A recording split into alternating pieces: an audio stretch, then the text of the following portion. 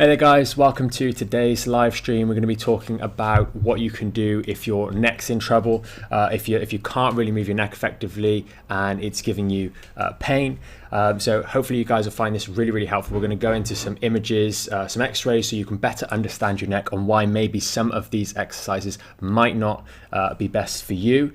Hopefully you find this video interesting, and as always, if you do find these live streams useful, we always do Q&A at the end of them, so please consider subscribing and hit the notification bell so you know when we go live. And if you know someone else that's struggling with neck pain or back pain and needs a little bit of advice but can't get it right now, then please do consider sharing our live stream or our YouTube channel or our Facebook page with them so they can benefit too. And with that being said, let's get on with today's live stream.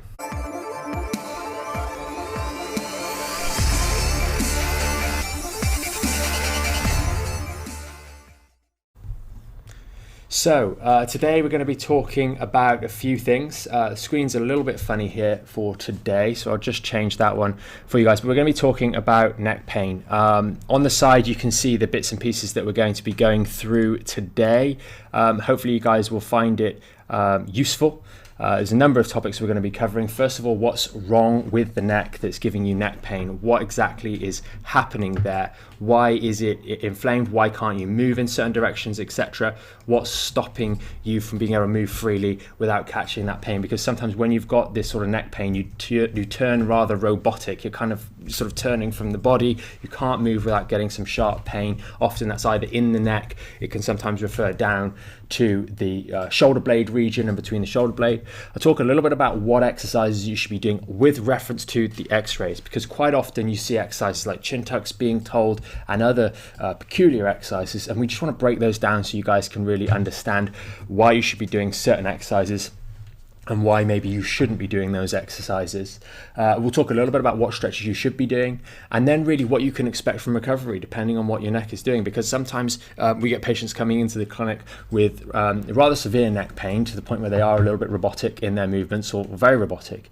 And it can be quite debilitating when you're constantly getting that pain. You can't even look to turn to someone, because quite often it's not necessarily painful as long as you're still, but as soon as you do move, you tend to forget and then it hurts. So sometimes those issues are a little bit more difficult to get a handle on. They take a little bit longer, even if they've just come on for no reason. So if we get into, first and foremost, what exactly is going on. So we've been through this time and time again with regards to the lower back, and if any of you guys are tuning in regularly to our live streams, you'll know this from the lower back. It's very similar. Both the neck and the lower back should have a smooth lordotic curve. That means it bends backwards. This is the neck inside me, so we've got a nice smooth curve through here. And what commonly happens is that we've injured some of the segments around here, and those are creating inflammation, catching on these little nerves. Now, the spaces for these nerves to exit are a little bit smaller in the neck, as you can tell. As we go down the spine, you can see they get a little bit larger where the nerves come out. So there's a little bit less space. And the one thing I want to mention with regards to the neck is that quite often we get patients coming in with a disproportionately bad neck, i.e. their neck alignment is very bad compared to the lower back. In terms of the misalignment, we will unfortunately regularly see people coming in with 100% loss of curves, 90% loss of curves in the neck, whereas it's much more common to get a 50 to 25% loss of curve in the lower back. So people are walking around, especially nowadays with things like smartphones and excessive use in this position here. People really are coming in with a lot worse necks, and they're saying, oh, well, every now and then I get a trapped nerve and it bothers me and I'm robotic for a couple of days and then it settles, but it seems to be lasting longer and longer. And you're going to see why in some of the images that we'll talk you through this is an issue. So if we bring up a normal neck, here you can see the normal neck. Now this is a side on profile, so facing that way there. Okay, so I would be facing like that. You can see that we've got a nice smooth curve. The green line marks the back of the vertebral bodies, and in between each of those you've got those discs, and the head is obviously on top and the neck underneath. Now I'm just going to actually flick to that image, flick off me a moment, so you can actually get an appreciation, because a lot of people really do not have any appreciation whatsoever with regards to how small this neck actually is. So there's a picture of the skeleton with the neck in situ is I've just cropped it out, but look at how large that head is compared to the size of that little neck that's actually bearing all of that weight. And therefore the alignment of this structure, this is it zoomed in here on the screen, is so very important to actually support the effective weight bearing of the head. And when we start getting into precarious positions, we put a lot of stress and strain on that neck. So you've seen me talk about this on the whiteboard before. We've got lots of ligaments that run between the back of the bones, so that's behind the green line here. We've got ligaments that run in between here. We've got a long ligament that runs along the back here. We've also got ligaments that you can't really see, which are between the facet joints, or it's called the neural arch. So all of those structures on the back here help maintain this curve effectively. And then in the case of the neck, we have some larger ligaments and structures which actually run from the base of the skull all the way down here and really provide support for that normal natural curve so that it can absorb shock effectively. And as long as you're in this sort of position, you'll find that yes, you might tweak your neck. I don't know, say you're on a roller coaster, for example, and it was particularly bumpy, you might get a little bit of neck pain afterwards, or you fall over, but fundamentally you're walking around with a pretty good neck alignment, and therefore you're able to heal effectively because there's no excess pressure on any one joint. Now, this particular person could get away with maybe doing a bit of chin retractions, or they could do some gentle stretches either way because there's no fundamental issues going on with the underlying alignment of the neck. Now, you can see from here, on a side note, I do get patients every now and then that come in with bad necks that really like doing headstands and that sort of thing, or shoulder stands. You can see the size of your neck, and I do want to get this one point across very, very clearly. I understand with yoga that and those sorts of headstand postures for meditation purposes, etc., that yes, there's some weight bearing on your elbows and things, but look at the size of that neck compared to your head and compared to the lumbar vertebra. These vertebrae are designed to take half of your body weight, arguably maybe a little bit less, because sometimes below the waist is actually a little bit heavier with the big muscular legs, etc. And all of a sudden you've taken all of your body weight, 99%, 95% of your body weight, and put it through these tiny little vertebrae. Headstands, I'm sorry, but from a neck point of view, they're not a good idea.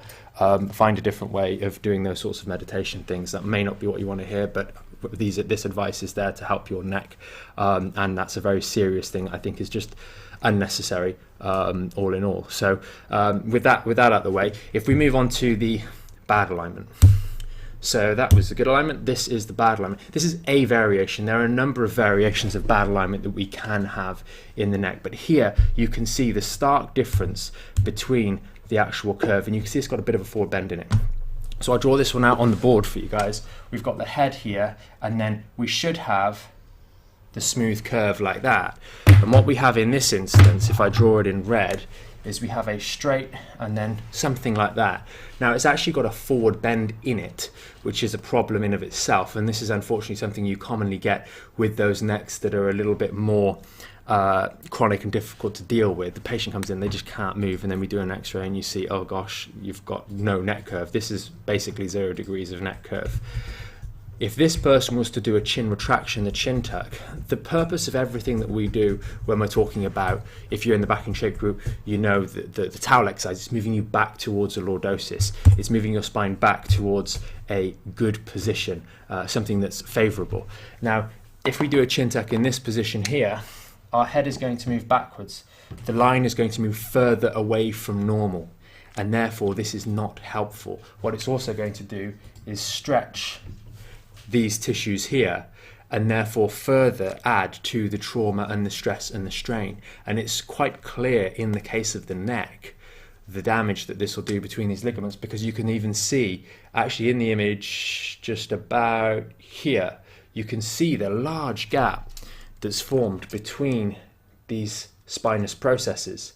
And remember, as I mentioned earlier, there's ligaments in there that should be holding them nice and close together to maintain that normal curve. So if you're someone that is getting regular recurrent neck pain, and you're finding you're ever more getting into this forward head posture, and it's starting to become a little bit more evident, maybe you've seen photographs of yourself and you're leaning forwards a little bit like that, this may be something that is affecting you, and therefore it explains why some of the traditional exercises that people get given, like stretching out to the front, aren't necessarily helpful, and why the exercises that we would typically recommend, such as the band exercise, using a little band to approach the neck and just gently push it forwards towards the normal position rather than further away from it.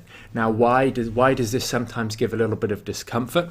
It gives a little bit of discomfort because you remember from the lower back whiteboard work we did, when we bend forwards, we open out these spaces further. And if you're permanently, like you saw in this image here, if you're permanently in that position there, the hole where the nerves come out on the side here is permanently enlarged, or semi-permanently, because you can change it. And therefore, when you then move back to what would be classified as a normal position, you're going to be closing that hole down, and therefore the inflammation that's built up in this enlarged space is going to be pressed. You're going to reduce the space, increase the pressure, and that will give you a little bit of pain. Now, what you'll interestingly notice about this is, compared to a chin tuck, using the band actually is slightly different sensation. Often people will say it's a little bit sore but relieving at the same time. It's a bit peculiar, especially in the early days when you're doing this. So very important that we have that distinction between what is a good exercise and what is a bad exercise, and understanding the alignment of your neck is really really key to doing this. So just to sort of recap, some of the stretches that we should be avoiding is going to be those forward chin stretches, stretching forwards, using too many pillows, for example, when you're sleeping, on the smartphone for long periods, in that position like this. Look at what this is doing to my neck. It allows you to get that inflammation to build up in the neck, so that then when you try and straighten back up again, oh, it hurts. Oh, I should avoid that movement, so you go forwards. And then you may see someone about this and they give you guidance to do more forward stretching, but generally speaking, you have to recognize that a lot of general practitioners, and by general I mean osteopaths, less so chiropractors, but osteopaths and physios don't tend to do as much work with imaging, so they won't necessarily know these sorts of things, and therefore won't be able to give you the appropriate advice. They'll be doing what they can because they can feel and see that there's muscle spasm on the back here, and therefore they want to naturally stretch it out. And in this particular scenario, especially if you're this person here, you do not want them to be doing those sorts of stretches, because it is going to make you worse. Now, what should you stretch in that scenario? Coming back to this one here, what should you be doing? Well, we've already covered one of those stretches using the bands, and we recommend this for three sets, 15 reps, that sort of thing, nice and gently. And you can have a look on our YouTube channel. There's this exercise in particular, so you can sort of practice it at home on your own.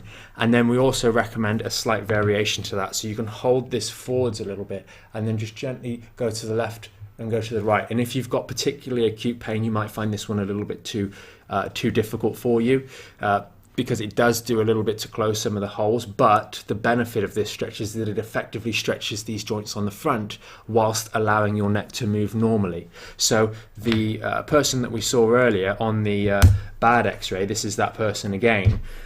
If they were to do that stretch I just mentioned, it's difficult to appreciate how that neck would actually move, and it definitely would not be in a favourable way. So if they just did the stretch where you hold the chest here and look back over the shoulder to fixate the muscles on the front so you get a stretch through them, that would mean that it's likely that the neck is not going to move correctly, because the mechanics, as you saw on this image here, do not allow that neck to move normally, because the structures that support it and weight bear and the natural tension that should go through that system by way of the ligaments that we mentioned in the good neck are not going to allow normal movement as well.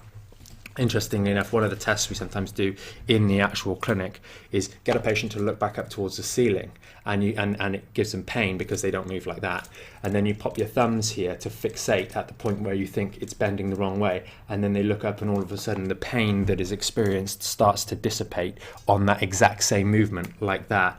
It's not a fix, but it's a test to start to establish whether or not this person might have abnormal movement, and therefore as a result of abnormal spinal biomechanics. So very, very important to be aware of these sorts of things, because it allows you to treat the neck effectively rather than constantly getting these trapped nerves and other things in the neck. So those are sort of the exercises that we wanted to cover. Pretty much the band exercise being the main one, because we need to stretch these, and we want to avoid those excessive stretches of those upper fibers of trapezius and other muscles. That will not help this sort of issue. Chin tuck, we want to really avoid that if we've got any suspicion of having that neck that looks like this. We really want to avoid those. And of course, we haven't touched on it much today, but our ever favorite towel exercise. Again, what are we trying to do when we're treating these sorts of misalignments? We're trying to move the neck back to a normal position. And that little towel exercise, placing a small rolled up towel, hand towel, or a hand towel that you might have in the bathroom, not a kitchen towel because they tend to be too small, under the nape of the neck so it can support the natural curve. Now that's part of it, but a lot of the benefit of this, I've even had people coming into the clinic, we go through all of this stuff, and then we see them in the lift waiting outside the clinic room. They're waiting to go back downstairs and they're like this on the phone. And I just think this isn't going to go well, because you have to engage. It's not just about when you're doing your exercises and doing those things correctly. We cannot see you walk out of the clinic after we've just been through everything, you're like, yep, I understand, and then straight away you're on that phone like that, because you know you're not going to get a good response, because as soon as you go back into that position, you're making this 3 to 5 times worse by having a complete forward bend in the neck. So although we've spoken about some exercises, with people that have this sort of neck, it's come about through persistent bad practices over many, many years. To lose 100% of the neck curve is quite substantial, and therefore it's come back through lots of bad practice, unwittingly in many cases, for many, many years. Please work on identifying those practices, like too many pillows in bed, like too much time on the smartphone, like reading in bed, all these other sorts of activities for extended periods, and change those. No, one of the stats that we talk about in the clinic, and we've talked about this with reference to the lumbar spine before, is that when we get patients to do the right thing, you can change the neck curve by doing 20 minutes a day of a stretch for a period of 3 months, and on average you'll change by around about 20-25%. In the neck it's 20-25%, in the lower back it's 25%. Therefore, if we've been doing the wrong practices for longer than just 20 minutes a day, that's invariably how the person's gotten into this position. And unfortunately, we're seeing a lot of patients coming in and their kids have a lot worse have necks that are a lot worse than theirs are from an alignment standpoint, even though not having pain. And unfortunately with the neck, even if you are sedentary, you can get away with having a very bad neck alignment for a long period of time because you move your neck. With our lower backs, we don't move it as much, therefore the inflammation of a relatively minor injury will start to get to us and give us that bit of sort of stiffness or muscle ache, which then builds over a long period of time. With the neck, you tend not to get that because you don't, or tend not to get that with as much advanced warning before the neck gets like this, because you're moving your neck around. Even if you're sat down all day, you're looking across your computer, over your desk, this keeps moving, and there's that phrase I've used before, motion is lotion. The motion keeps you from getting too much pain in that area. It keeps the excess inflammation from building up in that area, so it allows you to get worse from an alignment point of view without actually getting the symptoms. But when you do get the symptoms, having to deal with a neck curve that's 100% reduced can lead you to making decisions that maybe aren't necessarily in your best interest out of sheer desperation and pain of symptoms. So it's something that can be avoided. Please try your best to do some of those different exercises that we've mentioned on today's live stream. And with that being said, let's get into Q&A. Okay, great. Quite a few questions today. Some related to the neck, some related to the lower back. Okay. So I'll kick off with the neck ones. First of all, just a comment from Joe Willis, who said, as a gymnastics coach, it's very interesting to hear that. Thanks. I think that's when you were talking about Joe. The headstands. Yeah. It's, be careful, especially with the young, like the young girls in particular. Mm-hmm. They really struggle with this sort of thing, and it's mostly gymnasts and dancers that have this neck. And it's something that builds up insidiously. It's partially to do with the posture as well that is introduced. You stand tall and the neck comes down, and we're developed a little bit because I don't know why. I might be. You can correct me, Joe, if I'm wrong here. But because it makes the neck elongated and look sort of more slender or something like that. If you go into Selfridges, you'll see all of the neck models. It makes me cringe, and I say to you every time we go in there, the mannequins, and they're all stood like that. The female mannequins, and they're all stood like that, and I'm just thinking, goodness gracious me, like high fashion is definitely not good for your health, that's for sure. So anyway, a really common exercise prescribed by like physios and stuff, are chin tucks. Do you recommend this? No. So that was one of the exercises I was referring to explicitly when I had my little drawing on the board. I'll just pop it back on there. The chin tucks being commonly prescribed. I'll show you the explanation, the neck posture where chin tucks actually work, and it's generally and I'm being very sort of what's the word? I'm sort of bucketing people into groups here. I've said it with the gymnasts just to be as applicable as possible. There are obviously exceptions. It's generally the older man. So he's in his 50s, 60s, 70s, leaning over, and the neck looks something like that. He's got a hyperkyphosis. You've seen these guys around town, etc. They're leaning over, and the neck goes tremendously forwards. There's actually not too bad a curve. And this guy doing a straight chin tuck will work because it's appropriate biomechanically, because it moves his neck back towards the right position. Okay, but most of the more slender people tend to have that sort of neck curve. So if we want to move it back towards the normal C-shaped curve, if we just do a straight chin tuck, it's going to move it back over to here. So it's not moving it towards the desirable position. If I do that in different colors, just to make it very obvious as to why chin tucks are not good for those for nowadays, what I would say is most people. If that's the normal neck curve, we've got the head on top, and our neck goes like that. A chin tuck is going to draw the neck backwards, and in that position it's going to create a degree of further flexion with a local extension at the bottom. And quite often, I'm getting into a bit too much detail for you guys maybe today, but quite often this sort of person will have a degree of facet arthropathy or degenerative change in the facets at the CT junction, which is the base of the neck around about here, as a result of this misalignment issue. Okay, great. Don't do chin tucks, they're not helpful. Do the other variation with the band, it's safer. Right, I'm going to move on to Ollie's question, more of a practical question. What kind of carrier bags do you recommend for somebody with neck pain? Is a shoulder bag better than a rucksack, or use a rucksack. Use a rucksack. In terms of carrying bags, I don't know if you guys heard that question, but what kind of bags are recommended? Use a rucksack and have it in the correct position. It may not be Okay, Karen has asked, if you regularly get headaches, could the neck alignment be a cause of that? Yes. So what commonly happens, I will draw this out again because it makes sense. So you've got a vertebra, you've got the C1 vertebra, which is in this sort of position here. And when we have a forward neck curve, it's something like that. And then in order for the skull to look forwards, the skull has to pivot backwards. So then there's the jaw, and the eyes are looking forwards.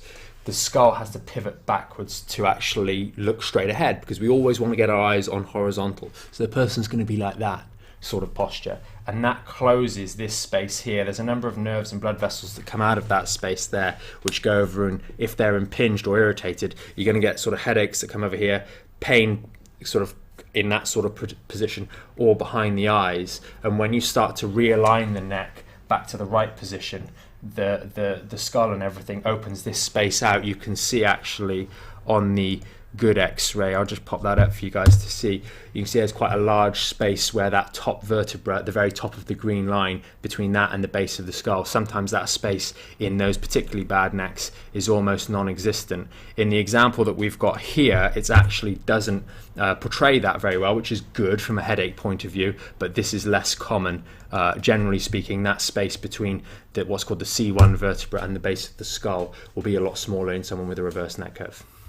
Okay, great. Moving to the lower back, Elaine has asked, I've been suffering with tension in my lower back when I'm walking. It feels like it's tightening. I guess any sort of tips? So sometimes people often maybe misattribute that to be a bad thing.